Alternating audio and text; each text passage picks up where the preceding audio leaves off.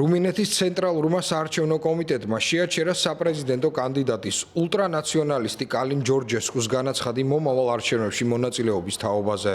კომიტეტის გადაწყვეტილება დაგმეს მოქალაქეებმა. დედაქალაქ ბუქარესტში საპროტესტო აქციები გაიმართა. ჯორჯესკუს მხარდამჭერები სამართალდამცველებს კომიტეტის შტაბ-ბინის წინ დაუპირისპირდნენ.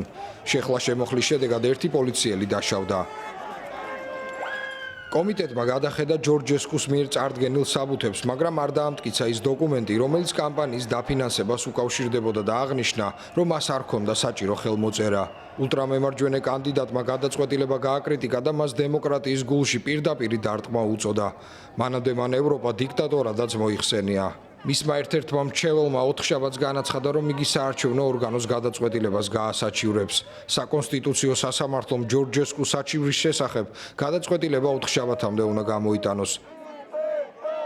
კომიტეტმა სამგვერდიანი დოკუმენტი შეადგინა და სადაც დაეცვა თავისი გადაწყვეტილება. ჯორჯესკუ კი იმაში დაადანაშაულა, რომ იგი არ იცავს პრეზიდენტისთვის საჭირო ღირებულებებს.